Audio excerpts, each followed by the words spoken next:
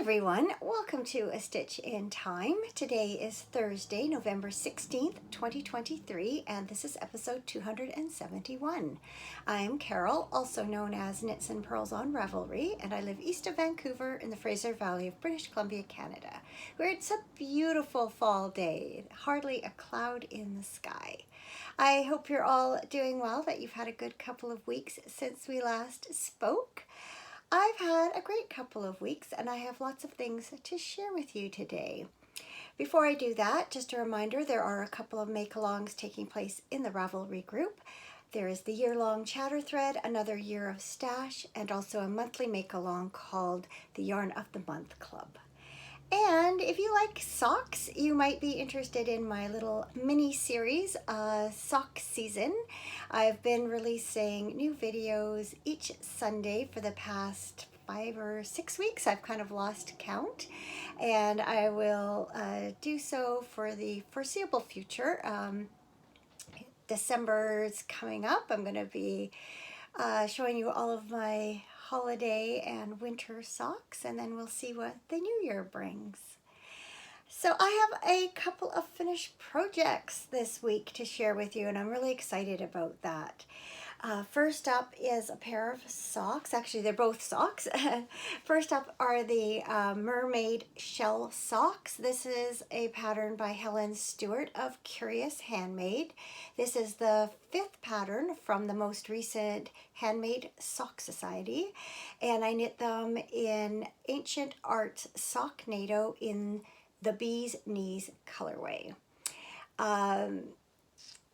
I just love this yarn. I think it's so pretty with the kind of gold and yellow and pink speckles throughout.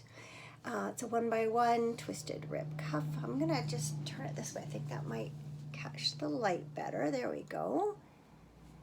Yeah, 1x1 twisted rib. It has a shell pattern running down the front, and then this twisted rib that runs all the way down each side of the sock, and a traditional heel flap gusset rounded toe. So let me just shift this around so you can see the shell pattern. I believe last week I showed you a finished sock, so if you watched then you've seen it, but it's worth showing again. So that's really pretty. So I have not yet cast on the 6th and final sock from the most recent Handmade Sock Society, but I'm hoping to. May not be before Christmas. We'll just see how things go between now and New Year's, because you know, it's the holiday season. There's always lots of things going on. Although I am getting a jump on some gift knitting, and my second finished project is a gift for my daughter's girlfriend, and I am just thrilled with how these turned out. I finished them yesterday, and blocked them are still slightly damp. This is a mashup of 2 different patterns, Turkish Delight by Lisa K. Ross and Sunflower Toe by, I wrote it down here, Kyoko Tachikawa. I took the construction method from the Turkish Delight socks, but I used one of the colorwork charts from the Sunflower Toe pattern and kind of put it together. Oh, and I used the rib pattern also from Sunflower Toe. So the yarn is Polka Dot Creek. It's the sunflower sock set. So it comes with a skein of the sunflower colorway, and then the yellow here is duckling, and then the brown is chocolate. And what I did is I divided the skein in half and then half again. So I had 4 more or less equal size balls wound up, and I knit these from the toe up. I used almost all of the sunflower colorway. I just had maybe enough for a couple of more rounds, but my cuffs were where I wanted them. I thought if I added any more length to the cuff, they just might be a little bit too off balance with this motif. And so I quit a couple rounds early and did a Jenny Surprisingly Stretchy bind off, and just love how it turned out. I believe I have 10 grams left of the yellow, which is from a 20 gram mini. So I used half of it for heels and toes, and I have about 15 grams left of the chocolate, so I have quite a bit more. So the next pair of socks out of this yarn, I believe, will probably be for me, and I will have then plenty to knit a sock, you know, the length that I like them, which is with about a 7-inch leg if I'm doing a traditional heel flap and gusset. I'm going to bring this in so you can see that color work up close. As I explained before, the reason I chose this yarn for my son's girlfriend is that she grew some sunflowers last year in my son's little garden box at his condo, and I've seen her wear yellow things a few times, so I know she likes yellow. I know not everybody does. Looking on camera, these little stitches seem a little bit tight. I might be able to fix that. This is where the round meets. You can see on that side they're more consistent, so it looks like I might have to do a little bit of fiddling with that now that I look at it up close. So you can see it's a 3x1 rib. This was interesting when I did the heel flap. So it was from the toe up, so you do all your, oops, gonna lose my pencil here. When you do a heel flap and gusset sock from the toe up, you do increases along this part instead of decreases, which makes sense, and then you work back and forth on the heel. I actually goofed it up the first time because I ate up too many stitches when I was doing the heel flap. I'm used to having the heel flap worked over half of the stitches, and in this case they were worked over less than half. I didn't do the math, but I'm gonna guess maybe 40%. So it created a smaller heel flap, like a narrower heel flap. And then also there were no slipped stitches involved this time, just a plain heel flap. But it seems to be fit fine. Her foot's a little bit bigger than mine, but I did try it on as I went because I wanted to make sure that this color work was going to be loose enough to get on over a foot. It actually fits really nicely, so I would have to try that again.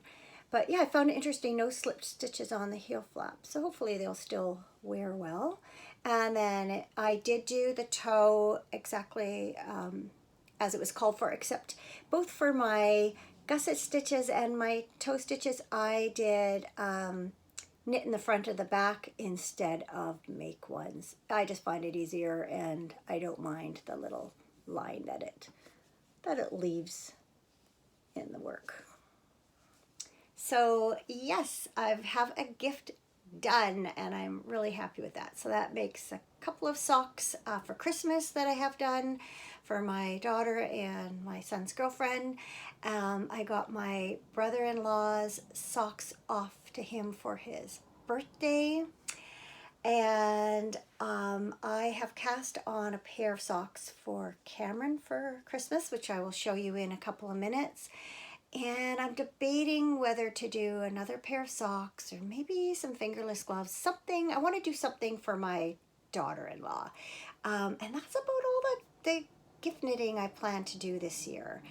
It would be wonderful if I could wrap that all up in November, but that's unlikely. Before I show you a couple of new pairs of socks that I have cast on, I'm going to just show you my November Yarn of the Month Club project. Oh, actually, before I do, just so you get an idea, I meant to show this earlier. So this is what the original sunflower toe pattern looks like. My printing's a little blown out, so it's not that the pattern's blown out, it's that the printing's not good. You can see it had, there you go, had contrasting heels, toes, and cuffs, and then had a sunflower motif around by the toe, which is, hello, sunflower toes. And then this is the Turkish Delight pattern. Whoops. So it has a very similar rib, except this, the stitch pattern for Turkish Delight, it's a 3x1 rib, but it has some purl rows in it. And I just decided I didn't want to think that much. And so I just went with a 3x1 rib for that pair. But yeah, I would like to make these again properly, because I like the way the stitch pattern looks around the top and bottom of the sock. Anyway, so moving on, my November Yarn of the Month Club yarn is this skein of Wollmeise. It's the 100%, let me look at my notes here. Yeah, pure 100% merino superwash. I believe it's a one-of-a-kind colorway or an experimental colorway. As I explained last week, I'm not going to try and pronounce the colorway name again, but it means guinea pig.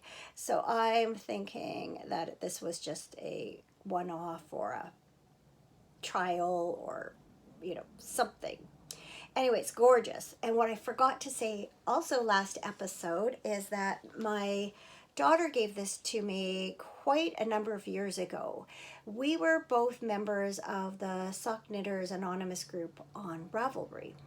And they probably did it multiple times, but I remember one year in particular, they did a little scavenger hunt for Worldwide Knit in Public Day. And so you took photos of yourself with your knitting in different scenarios. Like I know one was underwater, so I think I put my knitting in a Ziploc bag and put it in the lake. We were up at the cabin at the time, my daughter and I, and I think one was in a vehicle or something, and we took pictures of us like sitting on the lawn tractor and driving with our knitting, like things like that. So she was chosen as a winner, and this was at a time when Wollmeise was really tough to come by. And she didn't even realize, like, someone had donated it as a prize. She didn't realize just how special this yarn was. And I'm like, wow, you got a skein of Wollmeise, and you know. Anyway, she ended up giving it to me, I think, that Christmas or something, or birthday, something like that. So I've been wanting, you know, to find just the right pattern for it because it's special. That's what a lot of my yarns that I put into my Yarn of the Month Club bag for choosing. A lot of them this year have been gift yarns.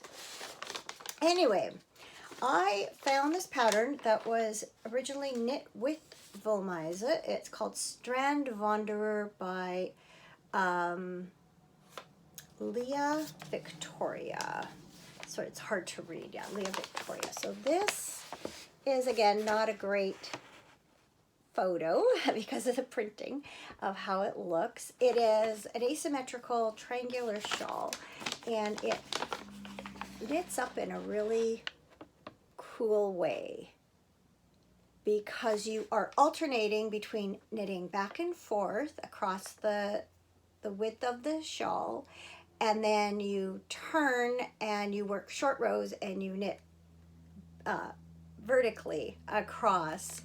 Well, you're knitting, obviously, when you knit, you are still knitting, you know, back and forth, but the stitches, the orientation of the stitches is this way instead of this way.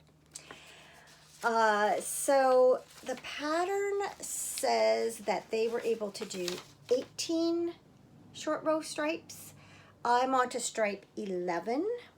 It's definitely taking me longer to knit those, well, all of the rows, but I felt really good. I weighed my yarn last night after I finished the 11th section, and I'm about halfway through my skein of yarn. So it feels good. It's November 16th today. I haven't done any knitting on it yet today, so I feel like I'm right on track for finishing it. I'd like to finish it before the end of November. So I'm there we go. You can see that quite well. So that's where you start. So of course the beginning rows are really short and easy.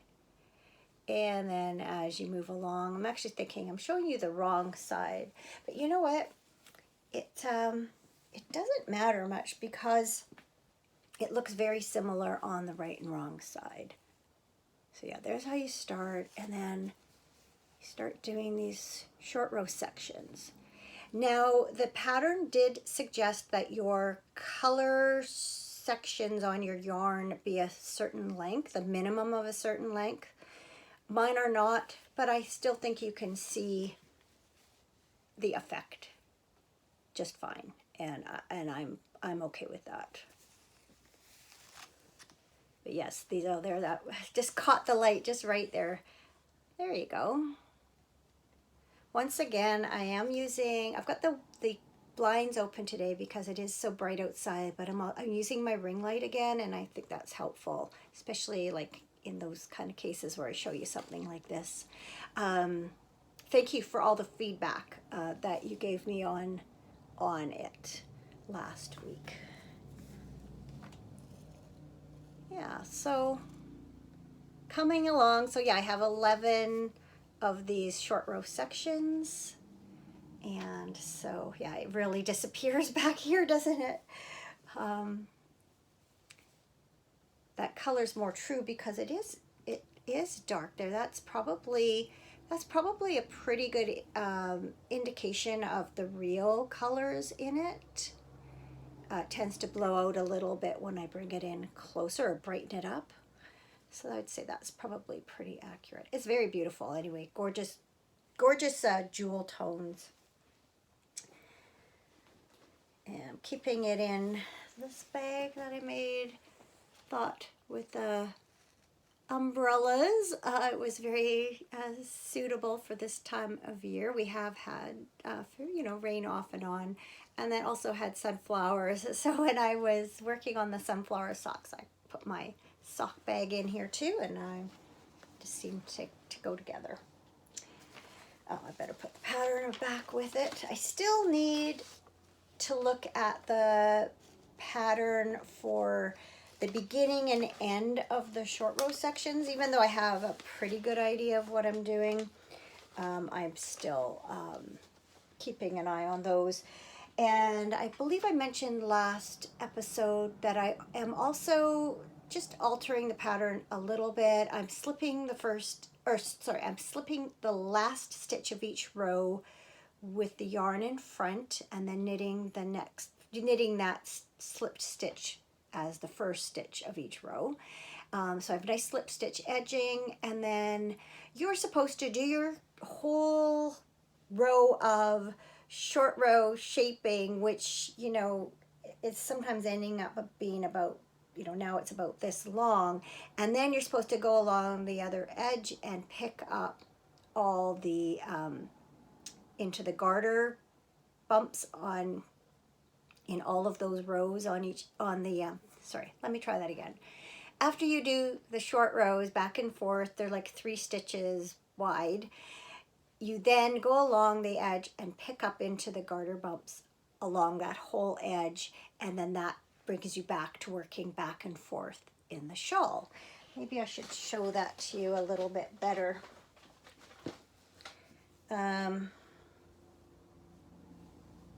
So as you work your short rows, one side is still attached to this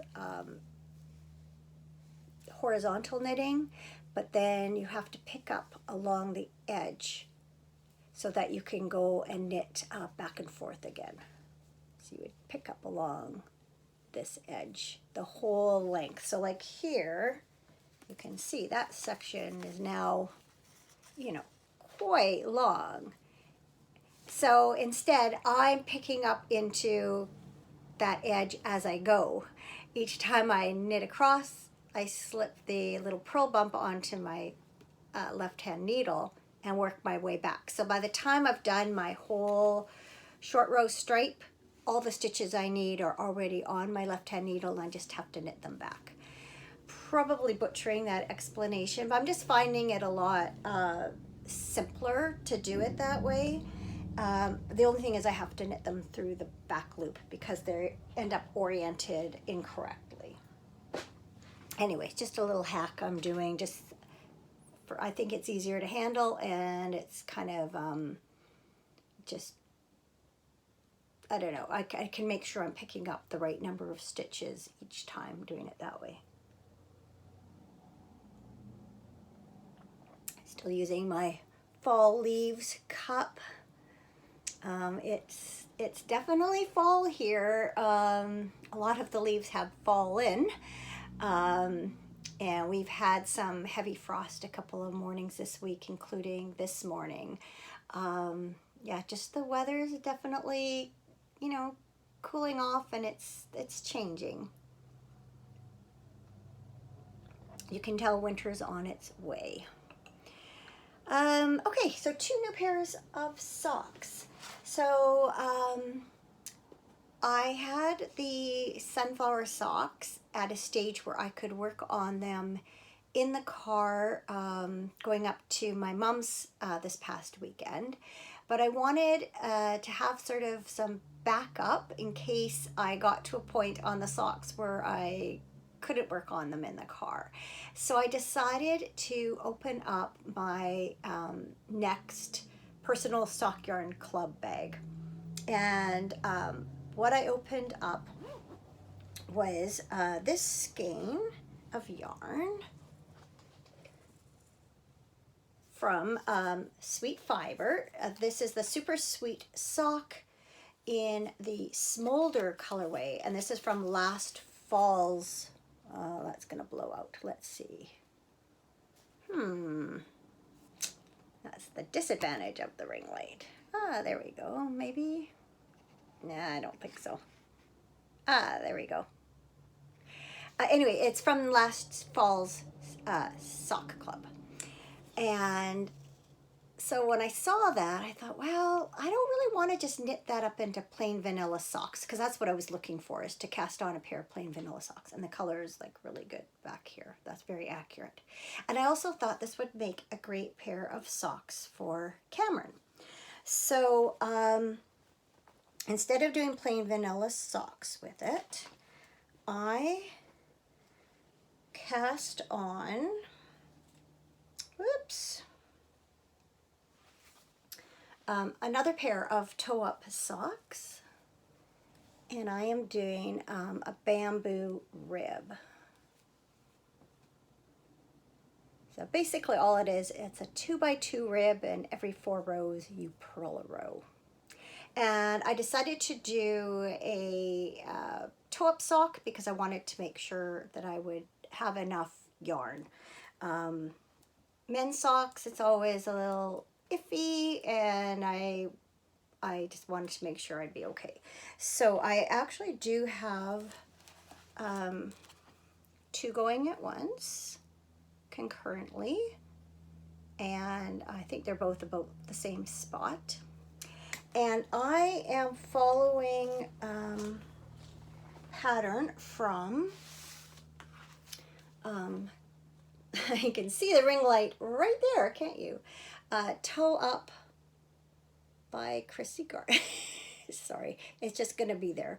Toe Up by Chrissy Gardner. If you've been watching Sock Season, you will know I've knit a couple or 2 or 3 pairs out of this book. And I have referred to the worksheets in it a number of times when doing toe up socks. But there's actually a pattern in here. Where is it?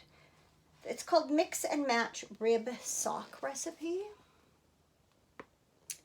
And it has the number of stitches I wanted to cast on as one of the options. I'm doing 68 stitches instead of 72 this time. The yarn's a little bit heavier than some sock yarns, and also my husband sometimes finds the socks a bit too loose, so I'm kind of leaning towards doing a 68 stitch instead of a 72 stitch sock for him. So I was able to find a pattern that had 68 stitches, And also it gave a selection of ribbing patterns. I should probably go check and see who that is in case it's important. I'll be right back. Hopefully that doesn't throw me off too much and I can just kind of continue because things were going really well. It was only like take 2 of the whole thing.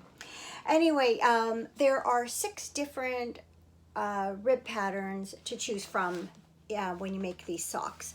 And they're both based on a 2x2 rib. So yeah, it's great to have this all written out for me. Don't have to do any calculations other than figuring out when to start the heel. So I am just working on those when I can, when Cameron's not around, and I shouldn't have any trouble between now and Christmas finishing them up for him. But that still didn't solve my problem of having a pair of plain stockinette socks to work on as a backup. And so I went ahead and opened bag number 10 from my personal sock yarn club bag, or collection of bags, and I found this self-striping yarn that I forgot I even had. This is from Fiber Nymph Dye Works. And it is the Day 25 skein from last year's Holiday Countdown collection, which was the Art of Contrast. So, yeah, it was a great surprise because what had happened is I opened it Christmas Day, and then before New Year's, it went into one of 12 paper bags and promptly I forgot all about it. So this is on the Dream MCN base, which is an 80-10-10 superwash merino cashmere and nylon base. So I'm guessing, I thought that Lisa's MCN base was heavenly, so maybe it's different. I couldn't find it on the Ravelry in the database for yarns. Anyway, it's beautiful. Lovely, soft, as you know, cashmere makes everything nice, right? So this is a 6-stripe colorway. There are 5 different colors of wide stripes, and then they are divided by a thin stripe of a silvery gray. And oh, I don't think I said the colorway name. It is Midwinter Mountain Morning. And so I decided I wanted to do something a little bit interesting with that thin light gray stripe. So first of all, I tried to do eyelets. So I knit the first row of it, then I did a yarn over, knit 2 together all the way around. But then it didn't quite look right because in some places, like where you can see here, the yarn isn't exactly 3 rounds long. You have a little overlap sometimes, and it just seemed too obvious, where I find in the garter stitch. Anyway, I decided to do garter stitch, or not garter stitch, reverse stocking stitch. So I knit the first round and then I purl until I get to the end of the gray, silvery gray, and then I start knitting again. So yeah, that's just something a little different, and it's a way to kind of you know, have a goal. I always find with self-striping yarn, you sort of think, okay, I'll just work to the end of this color, and it's just a way of kind of marking your progress. So this is a complete stripe repeat now. I can see I started with that golden orange color at the very top. So 2x2 rib, obviously a top down sock, and yeah, I think it's really pretty. Some nice colors in there, and yeah, just a really nice surprise when I opened the bag. I know I have for sure at least one more Fiber Nymph Dye Works skein in there, because I have the Hummingbird colorway from last year's Birdwatchers Club, but I don't remember what the other skein I have. It might be another Sweet Fiber sock yarn club, because I think I put different yarn clubs, and yeah, I just have a feeling it's another Sweet Fiber yarn. But for now, these will keep me busy, and I do not think I will get all 12 skeins knit by the end of the year. In fact, I can pretty well guarantee that, but that's okay. It's been fun to be opening them, and in this case, like rediscovering something that I forgot I even had, because I had seen it for such a short period of time. It hadn't really sunk into my consciousness, I guess. Yeah, so that's it for knitting, but I did some sewing this past week too, or yeah, I did do it last week. So back, I think it was in April,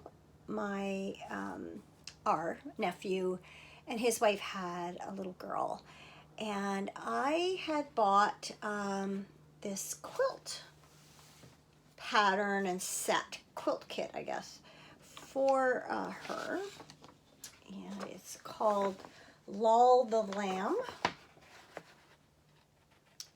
Looks like that, and blowing out a bit, there you go. So this part here is a quilt panel, or a fabric panel, I should say, but this part and this part you actually quilt. So it's the October Sky pattern, and here it is done up with a different fabric panel, obviously an October themed pattern. So you do little, do they call them half square triangles? You cut your fabric into squares. You put right sides together, and you draw a line from corner to corner, and then you stitch 1/4 inch from each side of the line, cut it up the middle where you've marked it, and then you end up with a square that's half two triangles. I'm a pretty new quilter, so forgive the, for those of you who are experienced quilters, I'm sure you're just shuddering because I'm probably not saying things right.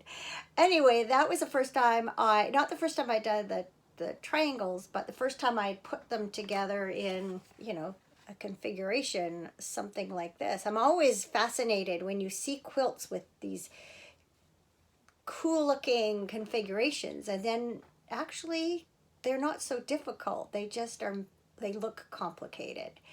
So I had done for her baby shower, I had a matching panel for a pillow cover, which you did this technique to make it chenille. So if I can find a photo, I'll put that in here. So I had given that to her for her baby shower, and I knew this quilt was way too big for the baby anyway, so I wasn't feeling super rushed once the baby was born to get it done, but it's been in the back of my mind, like I really need to do that. And what was holding me back was cutting out all the pieces for the quilted part. So finally, I think it was last Wednesday or Thursday, I think I finally got around to cutting it out, and then I was only going to sew a little bit of it together, and then I ended up sewing most of it together. No, I think it was actually Wednesday. I don't know, doesn't matter. Anyway, I am not completely finished the quilt top, but I got a lot of it done. I still have to put the borders all the way around. So let me see if I can find the top part. Yeah, so here's the top. I thought that was pretty cool. And then it's separated from the panel by a strip of fabric, and this is what the borders are done with too, this little sheet. But I should probably bring this in closer so you can see the different fabrics. So there's this little background one, little bees, cute little sheep, and then these little daisies. So the bottom and the top look the same, and then there's this quilt panel, and I'm just not going to, I'm just going to hold it up because I don't want to have to move things around with the camera. So I'm going to be covering my face up here so you can see it.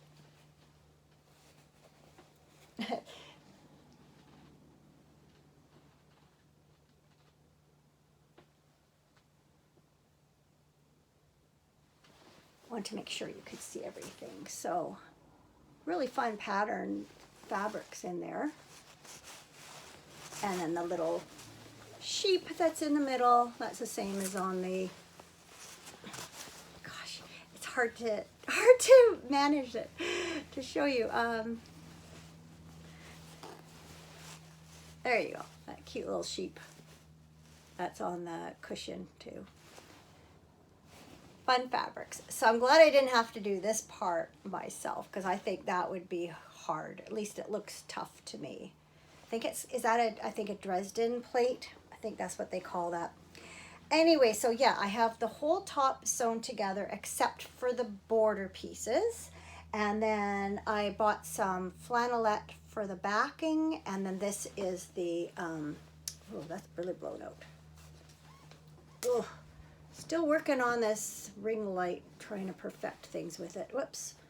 Ended up pulling over. Yeah, there's one of the border pieces. And then that is really blowing out.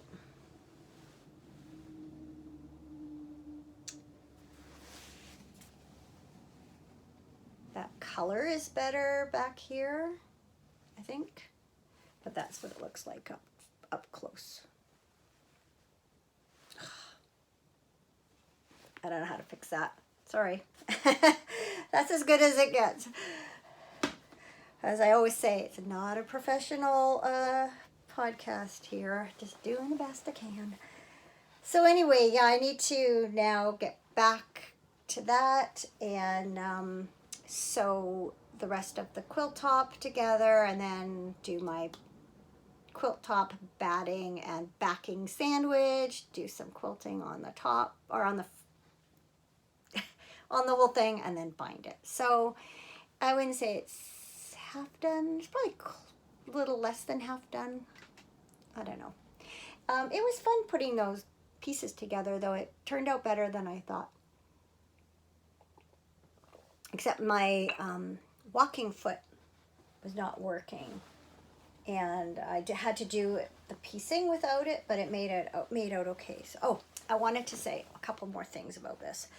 One was I was looking, well, first of all, yeah, well, I was looking online. I got this from Connecting Threads, and I was curious what all it had to say. And I think I wanted to look at it a little bit more closely, because this is it for seeing it finished, and I wanted to take a closer look at it online. And then I was reading reviews, and someone was saying this is all you get. And so on here they do tell you what each fabric is used for, but on here it just tells you cut this many of this 6 squares that are 6 7/8 inches, and and the rest, and then it's up to you to figure out how you get them out of your piece of fabric. There's no thing that says lay this across these ones, cut this first, then cut these, or lay them out this way. So I actually messed up with the first pieces that I cut, but thankfully I had enough fabric to get everything I was supposed to out of that particular fabric. So, phew, because I didn't know what I was going to do. And then the other thing that kind of ticked me off, and I think this might have been what I went to look at, is if you see here, all the fabrics except for the green with the sheep is like multi-directional. You could lay anything anyway and it's not going to look very different. Where the sheep, it's directional. You have a right way that it sits up. Well, here I thought I was being so smart when I cut the fabrics out. I had, when I went to sew them together, I put them to make sure they were all like the sheep were the right way up, and I drew the lines and sewed them and everything, thinking I was keeping them all the right side up. What I didn't realize, because I've never done this before, is they don't all stay the same way up. Some of them have to go sideways, or some of them end up upside down. So when I started laying these out, you can see instead of all my sheep being the right side up, they're all different directions. And so what I did is, because they were going to be different directions, I played around with the layouts and made them as mixed up as I could, so I didn't have like some all going in one and then one wrong. I kind of deliberately mixed them all up. And this is something like they're not going to know, but I'm mad. I was like, well, why, if you have a directional fabric, why not tell us how to cut it out so that all the sheep are standing up? Like, would it be that difficult? So I was not impressed with that. I was disappointed because, I thought I was doing the right thing. It's not like it escaped my observation that this was a directional fabric. It's just that I did not understand how they were going to be once they were sewn together. And something should have been there to say, sew these squares this way and these squares this way, so that when you cut them, all the sheep will be standing up.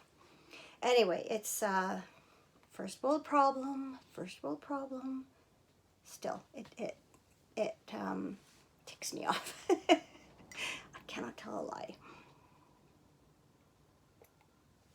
Okay, I do have a couple of yarny acquisitions, which I hadn't planned, but that's how it goes sometimes. Wasn't the week before last, I think? I've lost track of time. That's one thing with going 2 weeks between episodes. Everything kind of gets mixed up as far as when things happen.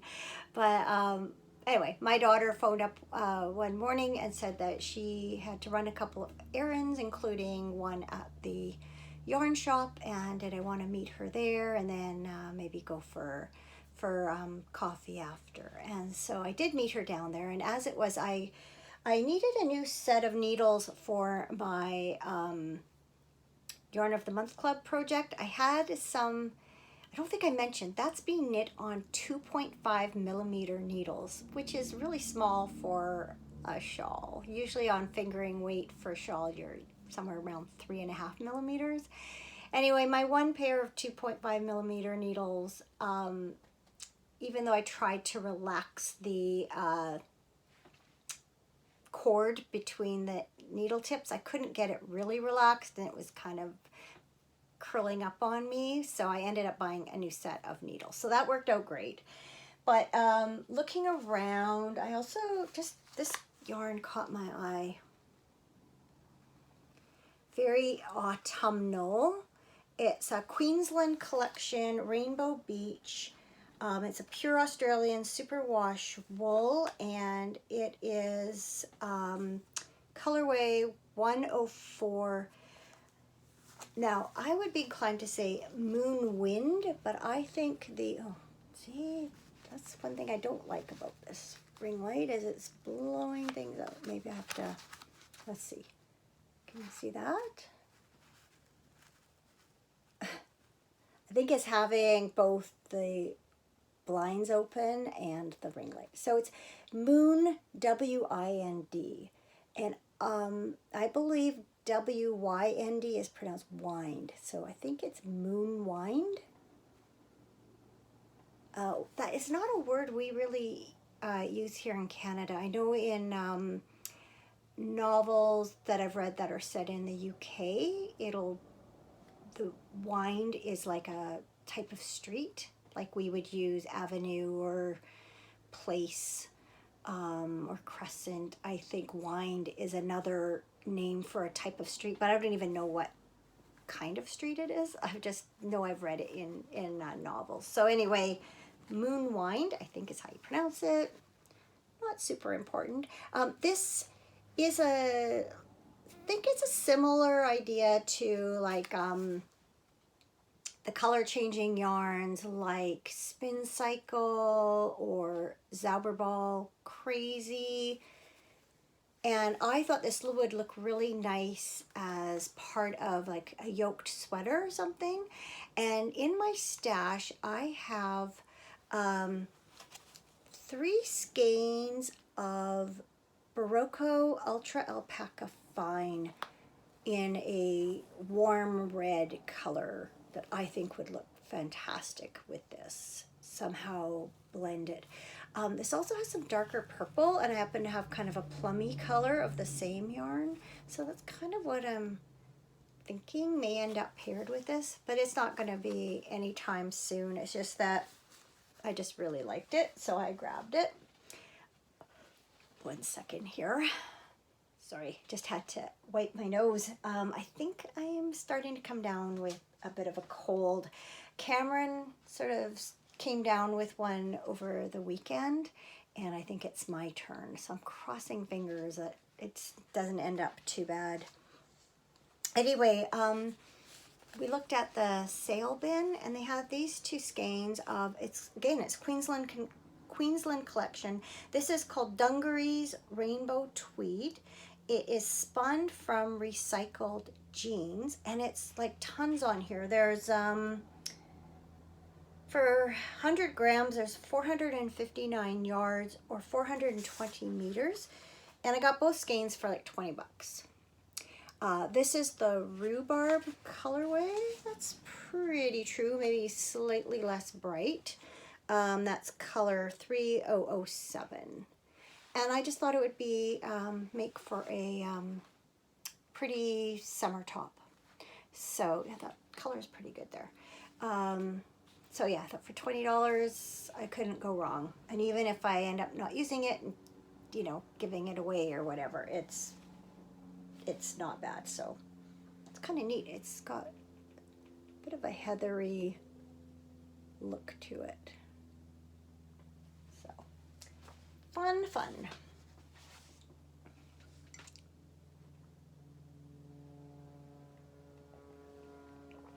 I have some other acquisitions which are not technically knitting related, but they kind of are. So I was in the mall last week mailing off my brother-in-law's birthday socks. And the post office is in, it's called London Drugs. It's more than just a drugstore. It's kind of a department store that has a pharmacy. And I happened to go by, like they had all their new Christmas things out.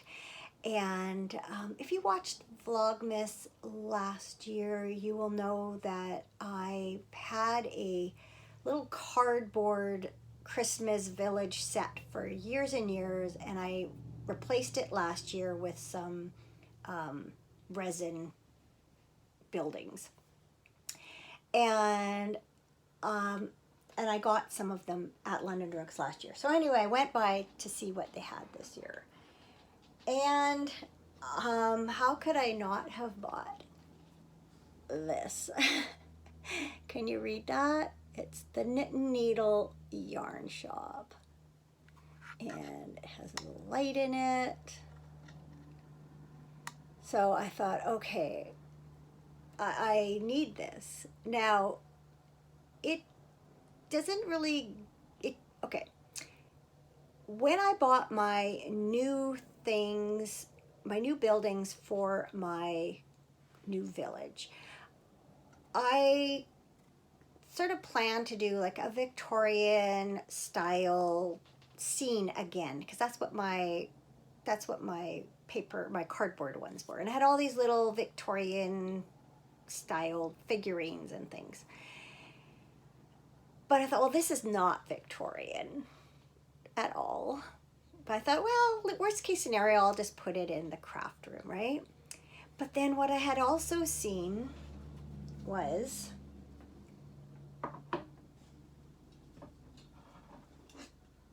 and I didn't buy it right away.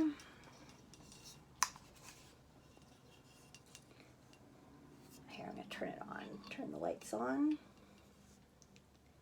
Over the top sweater shop. So how could I not have this one, right? I mean, hello.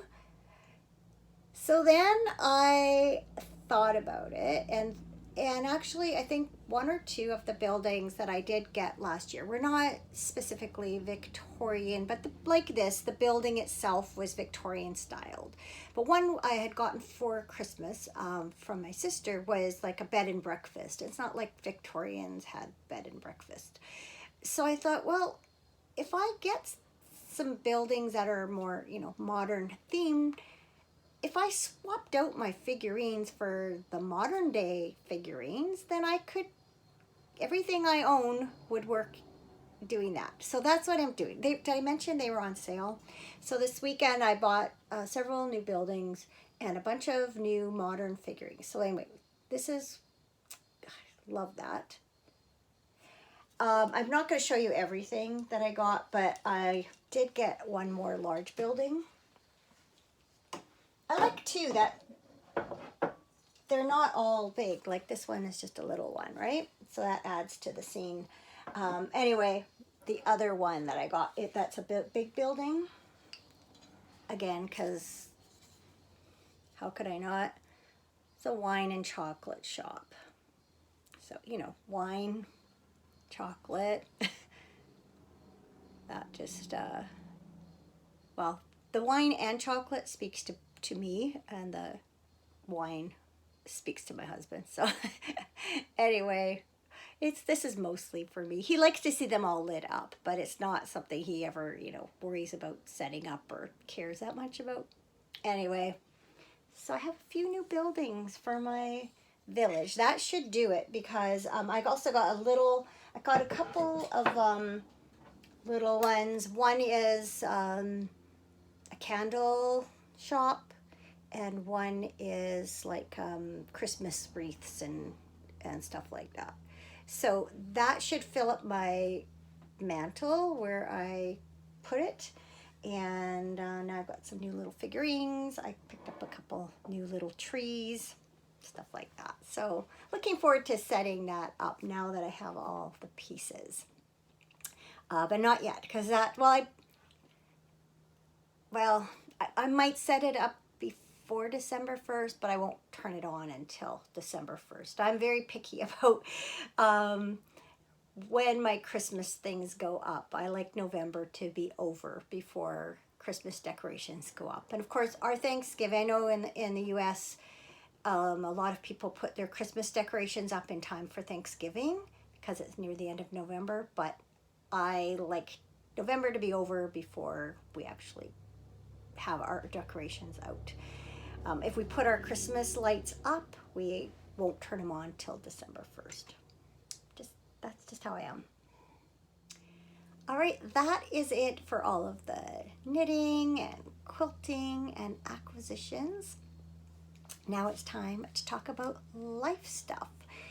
So I've had a pretty good couple of weeks, some ups and downs. One of the definite ups was not this past weekend, but the weekend before that, we had my sisters who live locally and their husbands over at our place to celebrate fall birthdays. So 2 of my sisters and 2 of my brothers-in-law have birthdays in October and November.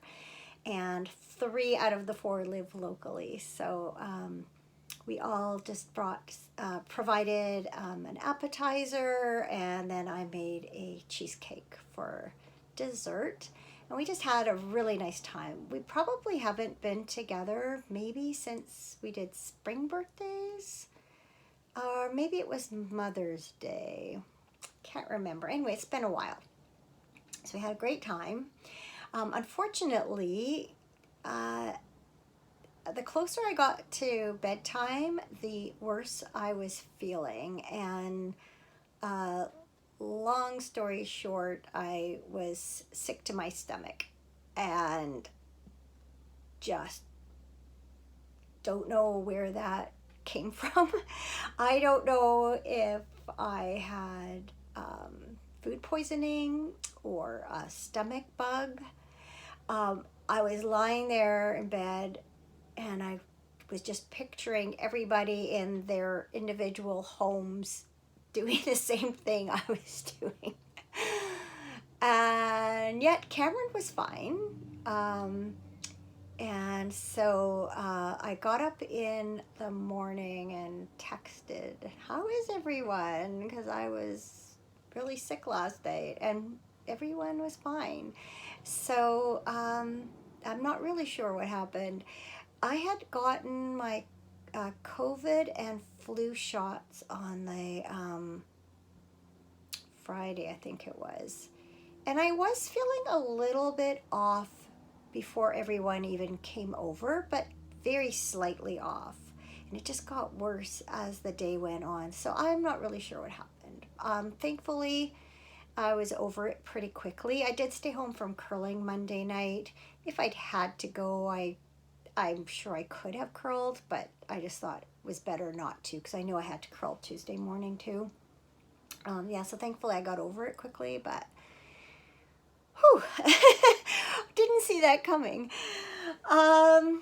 So we went up to see my mom this past weekend. Cameron took Friday off.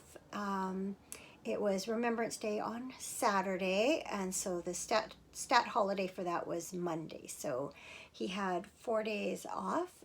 We went up Friday, got there in time for like just afternoon. And then we left early Sunday afternoon to come home. And then that gave us Monday at home to get groceries and do laundry. And then we had to curl that night.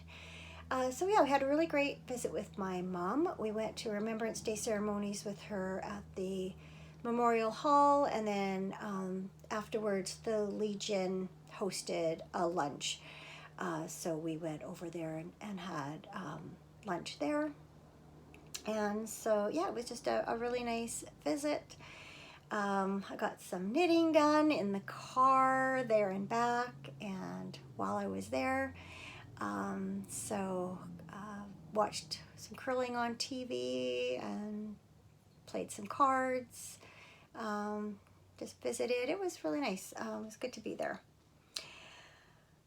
Speaking of curling, I am curling quite a bit this week. I had my normal Monday night and Tuesday morning, and then yesterday morning I spared for my oldest sister. She and her husband have just gone away to Jamaica with some friends, and so I'm curling for her for 3 weeks. Unfortunately, we did not win yesterday, but I started off curling better than I have been, then kind of didn't do so well the second half of the game, but neither did everyone else. It was a team loss, definitely. And then I am curling in a bonspiel tomorrow and Sunday with my sister who I curl with on Tuesdays. So it's pretty easy. There's 2 games each day, 9:30 and 1:30, and then on Saturday there's a dinner at 4:30, and that's it. Some bonspiels, they go like all weekend, and sometimes you're curling at like 10 o'clock at night.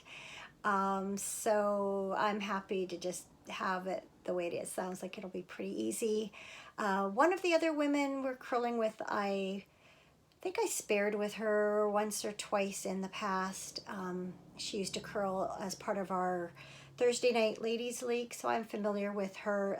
The other woman who is going to be skipping, I don't know her, but my sister does from a different curling club.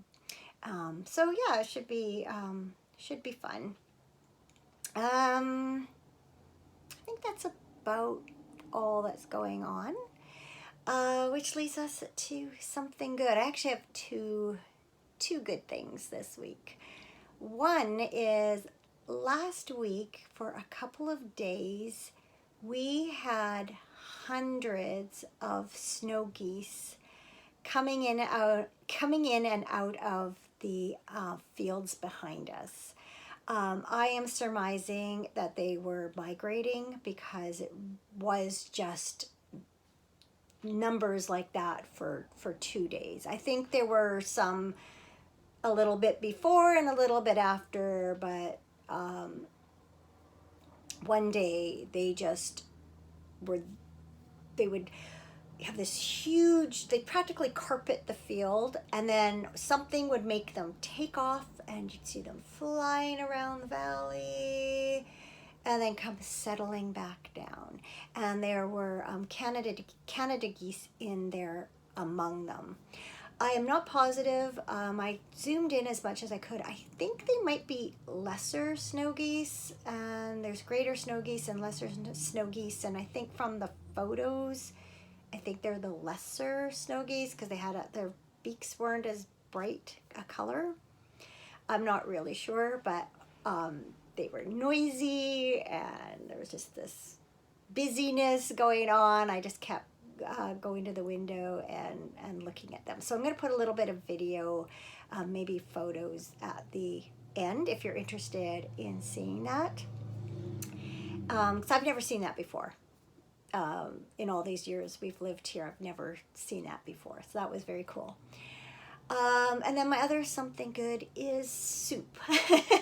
We've had some cold, wet weather. We've had some cold, clear weather, and it's time for soup. And I've made a couple of different kinds over the last couple of weeks. Well, it's supposed to be just broccoli cheddar soup, but the first time I made it, I had some broccoli and some cauliflower, so I kind of did half and half. And I liked it so much that when I made it again, I did the same thing. And then last night for dinner, we had chicken enchilada soup, which was very good. I'd never made that before.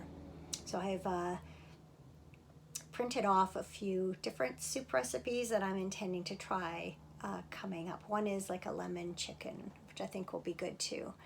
So yeah, enjoying the soup right now. And speaking of soup, it's time to sign off and go have my lunch. I've got some leftover of the broccoli, cauliflower, cheddar soup, and some biscuits that I made. So that's what I'm going to do as soon as I sign off. So thank you as always for watching. Thank you so much for all your comments and your private messages and participation in the Ravelry group. I do have to respond to a few YouTube comments, and I need to catch up on the Ravelry threads. Just been a busy week this week. But yes, thanks so much for watching. I will see you again in a couple of weeks for a new regular episode. And in the meantime, you can check out Sock Season, which I have been releasing every Sunday so far. So watch for that. Take care. Have a good couple of weeks and see you then. Bye.